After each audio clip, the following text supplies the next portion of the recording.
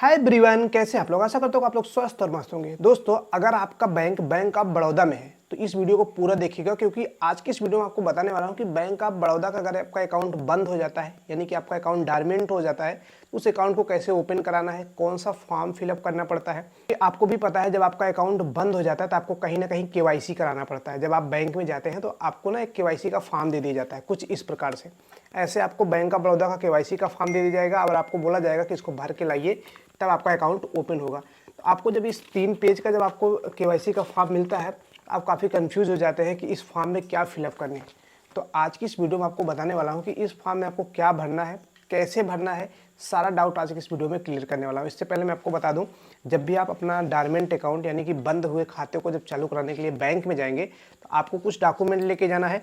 अपना आधार card, pan card, साथ में पासबुक लेके जाइएगा, ठीक है। ये डॉक्यूमेंट आपको लेके जाना है। अगर आपके पास पैन कार्ड नहीं है तो आप अपना वोटर ID कार्ड लेके जा सकते हैं, या फिर आपके पास ड्राइविंग लाइसेंस होगा उसको भी लेके जा सकते हैं, ठीक है। आधार कार्ड आपको कंपलसरी है लेके जाना है। साथ में आपको फ़ोटो लेके जानी है। एक फ़ोटो आपका लगेगा इस फॉर्म में, जैसा कि आप लोग देख सकते हैं ये बना हुआ है फ़ोटो चिपकाने के लिए, तो एक फ़ोटो लगेगा फॉर्म में, ठीक है। तो चलिए ज़्यादा देर नहीं करते, आज का वीडियो स्टार्ट करते हैं। अगर आप चैनल पर नए हैं तो चैनल को सब्सक्राइब करके रखिएगा, क्योंकि इस चैनल पर आपको रेगुलर बैंकिंग से रिलेटेड सारा इन्फॉर्मेशन बताया जाता है। तो चलिए दोस्तों, आपको बताते हैं बैंक ऑफ बड़ौदा के केवाईसी फॉर्म को कैसे फिलअप करना है। तो दोस्तों, आप लोग देख सकते हैं ये है बैंक ऑफ बड़ौदा का डॉर्मेंट खाता चालू करने के संबंध में इसका फॉर्म है। इसको आपको फिलअप करना पड़ता है जब भी आपको केवाईसी करवाना होता है, यानी कि अगर आपको अपना केवाईसी करवाना है, खाता आपका बंद हो गया है, तो इस फॉर्म को आपको फिलअप करना पड़ेगा, तभी आपका खाता चालू होगा। तो इसके लिए मैं सबसे पहले आपको बता दूं, आपको एक फ़ोटो लेके जाना है। यहाँ पे फ़ोटो आपको लगानी है, ठीक है। यहाँ पे आपको अपनी फ़ोटो लगानी है, आप यहाँ पे फ़ोटो लगा लीजिएगा। चलिए फॉर्म आपको भरना मैं सिखाता हूँ। सबसे पहले यहाँ पे लिखा हुआ है शाखा प्रबंधक बैंक ऑफ बड़ौदा। आपको यहाँ पे अपनी शाखा लिखनी है, यानी कि आपका जहाँ पे ब्रांच है वो डालना है। मेरा ब्रांच है मुगरा बादशाहपुर में, तो मैं यहाँ पे डाल देता हूँ मुगरा बादशाहपुर, ठीक है। आप हिंदी या इंग्लिश जिसमें चाहे आप उसमें भर सकते हैं, ठीक है। मैं आपको हिंदी में भर के सिखा रहा हूँ। तो यहाँ पे आप मुगरा बादशाहपुर डाल दीजिएगा। फिर यहाँ पे नीचे लिखा हुआ है कि प्रार्थी, प्रार्थी मतलब जिनका अकाउंट है उनका नाम लिखना है। तो चलिए मेरा अकाउंट है तो मैं अपना नाम लिख लेता हूँ, दीपक यादव, ठीक है। जिसका अकाउंट रहेगा आपका उनका नाम लिखना है। नाम लिखने के बाद यहाँ पे लिखा हुआ है पुत्र, पिताजी का नाम डाल दीजिएगा। तो चलिए मैं अपने पिताजी का नाम डाल देता हूँ, रामचंद्र यादव, ठीक है। आप डाल दीजिएगा अपने पिताजी का नाम। उसके बाद यहाँ पे लिखा हुआ है निवासी, निवासी मतलब आपका अपना एड्रेस डालना है। तो चलिए मैं अपना एड्रेस डाल लेता हूँ, सराय रचंदा, मुगरा बादशाहपुर, ठीक है। मुगरा बादशाहपुर, जौनपुर। तो आप अपना एड्रेस डाल लीजिएगा, जो भी आपका एड्रेस है। उसके बाद यहाँ पे लिखा हुआ है शाखा में बचत खाता संख्या, यानी कि आपको अपना अकाउंट नंबर डालना है, ठीक है। तो ये मेरा पासबुक है, तो चलिए मैं अपना अकाउंट नंबर यहाँ पे डाल लेता हूँ। आपका भी जो भी अकाउंट नंबर होगा आप अपना अकाउंट नंबर यहाँ पे डाल लीजिएगा। तो मैं अपना अकाउंट नंबर डाल लेता हूँ, ठीक है। ये मेरा अकाउंट नंबर है, अपना अकाउंट नंबर यहाँ पे डाल लीजिएगा।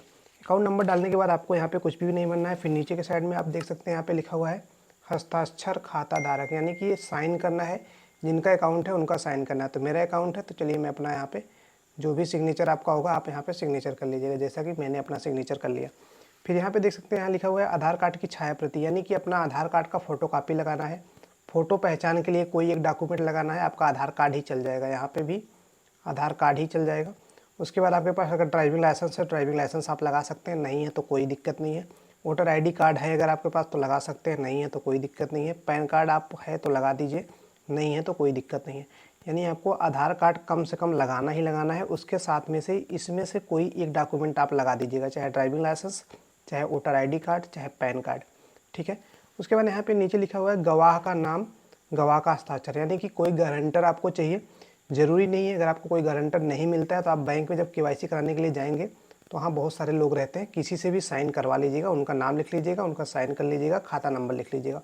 अगर आपको नहीं मिलते हैं तो कोई दिक्कत नहीं है, तब भी आपका अकाउंट चालू हो जाएगा, ठीक है। अगर मिलते हैं तो आप करवा लीजिएगा। आपको पेज पलटना है, पेज पलट के आएंगे इस वाले पेज पे, तो आपको यहाँ भी फिलअप करना है। इसमें लिखा हुआ है फॉर ऑफिस यूज़ ओनली, यानी कि आपको यहाँ पे कुछ भी नहीं भरना है, ये ऑफिस का यूज़ है, बैंक वाले अपना फिलअप कर लेंगे। फिर नीचे के साइड में लिखा हुआ है name same as ID proof, यानी आप जो ID प्रूफ दे रहे हैं, आधार कार्ड दे रहे हैं, वहाँ पे अपना नाम जैसा भी आपके आधार कार्ड में नाम है वही नाम लिखना है। तो यहाँ पे सबसे पहले मिस्टर मिसेज जैसा भी है, अगर आप लेडीज़ हैं तो मिसेज लगाइएगा, अगर आप जेंट्स हैं तो आप यहाँ पे मिस्टर लगा सकते हैं। तो मैंने मिस्टर लगा दिया। फिर नाम लिखना है, नाम आप हिंदी या इंग्लिश जिसमें चाहे उसमें लिख सकते हैं। तो चलिए मैं यहाँ पे इंग्लिश लिख लेता हूँ, DEEPAK, ठीक है। आप यहाँ पे लिख लीजिए। मिडिल नेम अगर आपका कुछ है, कुमार वगैरह लगाते हैं तो आप यहाँ पे लिख सकते हैं। अगर नहीं लगाते हैं, लास्ट नेम आपका है, जैसे मेरा नाम मिडिल नेम नहीं है, सीधा लास्ट में है, तो मैं लास्ट लगा देता हूँ, यादव, ठीक है। फिर यहाँ लिखा हुआ है माइडन नेम इफ़ एनी, इसको छोड़ दीजिएगा, कोई ज़रूरी नहीं है इसको फिलअप करना, ठीक है। फिर नीचे लिखा हुआ है मदर्स नेम, यानी कि आपको अपनी मम्मी का नाम लिखना है। तो चलिए मैं मम्मी का नाम लिख लेता हूँ। यहाँ पे लगा दीजिए मिसेज कमला देवी, तो मैं अपनी मम्मी का यहाँ पे नाम लिख लेता हूँ, ठीक है। आपका भी जो भी मम्मी का नाम है आप नाम लिख लीजिएगा। फिर नीचे लिखा हुआ है जेंडर, मेल है तो मेल, फीमेल है तो फीमेल। फिलहाल मैं मेल, तो मेल पे क्लिक करूँगा। मैरिड स्टेटस, अगर आप शादीशुदा हैं तो मैरिड पे है, अगर नहीं है तो अनमैरिड, तो मैं अनमैरिड पे करता हूँ, मैं शादीशुदा नहीं हूँ। फिर यहाँ पे लिखा हुआ है सिटीजनशिप, इंडियन है तो इंडियन पे क्लिक कर दीजिए। रेसिडेंट स्टेटस में आपको रेसिडेंट इंडिविजुअल लगाना है, इंडिविजुअल पे आप क्लिक कर दीजिए। ऑक्यूपेशन में आप क्या करते हैं, प्राइवेट सेक्टर में जॉब करते हैं, पब्लिक सेक्टर में जॉब करते हैं, गवर्नमेंट सेक्टर में, या फिर अदर हैं, जो भी हैं। तो मैं फ़िलहाल प्राइवेट सेक्टर में जॉब करता हूँ, तो मैं यहाँ पे प्राइवेट सेक्टर लगा दूंगा, ठीक है। अगर आप कुछ नहीं समझ में आया तो आप अदर पे लगा दीजिएगा, ठीक है। यहाँ पे प्राइवेट सेक्टर पे लगाने के बाद इसको यहाँ पे सारी चीज़ें छोड़ दीजिएगा, यहाँ पे कुछ भी फिलअप नहीं करना है। एकदम नीचे आ जाइएगा, नीचे यहाँ पे देख सकते हैं लिखा हुआ है डेट, यानी जिस डेट को आप जमा करेंगे फॉर्म, उस डेट को यहाँ पे फिलअप कर दीजिएगा। जैसा कि मान लीजिए मैं जमा करूँगा 10 तारीख को, तो 10 जुलाई है तो मैं 7 लगा दूंगा यहाँ पे। उसके बाद 2024 है तो 2024, ठीक है। आपका जो भी डेट है, डेट आप यहाँ पे डाल लीजिएगा। उसके बाद यहाँ पे लिखा हुआ है प्लेस, प्लेस यानी कि कहाँ पे आपका ब्रांच है। मेरा मुगरा बादशाहपुर में है तो मैं मुगरा बादशाहपुर लिख दूंगा। आपका जहाँ पे ब्रांच है आप वहाँ पे ब्रांच डाल दीजिएगा, ठीक है।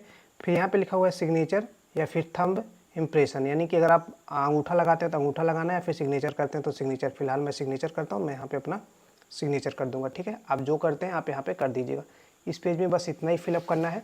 उसके बाद आपको नेक्स्ट पेज पे आ जाना है। नेक्स्ट पेज में आपको सबसे ऊपर देख सकते हैं लिखा हुआ है अकाउंट नंबर, यानी कि आपको अपना खाता नंबर लिखना है। तो चलिए मैं अपना यहाँ पे अकाउंट नंबर लिख लेता हूँ। आपका जो भी अकाउंट नंबर होगा आप यहाँ पे लिख लीजिएगा, ठीक है। मैंने अपना अकाउंट नंबर यहाँ पे लिख दिया, आप अपना अकाउंट नंबर लिख लीजिएगा। अकाउंट नंबर लिखने के बाद आप ये सारी चीज़ें यहाँ पे छोड़ देना है, कुछ भी नहीं फिलअप करना है। फिर यहाँ पे आ जाइएगा नीचे, नीचे साइड में लिखा हुआ है name of the account holder, तो अपना यहाँ पे आप नाम लिख दीजिएगा, ठीक है। हिंदी इंग्लिश जिसमें चाहें आप भर सकते हैं। फिलहाल मैं यहाँ पे इंग्लिश में भर देता हूँ, ठीक है। नाम लिखने के बाद यहाँ पे लिखा हुआ है कस्टमर आईडी, आपके पास नहीं है आप इसको छोड़ सकते हैं। फादर्स नेम लिखा हुआ है, फादर्स नेम यहाँ पे डाल दीजिएगा, ठीक है। फादर्स नेम लिखने के बाद इसको छोड़ देना है आपको। फिर उसके बाद फिर यहाँ पे लिखा हुआ है जेंडर, जेंडर यानी कि मेल, तो मेल पे क्लिक कर दीजिए, या फिर यहाँ पे मेल लिख लीजिए, ठीक है। मेल लिखने के बाद फिर यहाँ पे लिखा हुआ है पैन नंबर, यानी कि आप अपना पैन कार्ड नंबर डाल दीजिए। मेरा पैन कार्ड नंबर मुझे याद है तो मैं अपना यहाँ पे पैन कार्ड नंबर डाल दूँगा।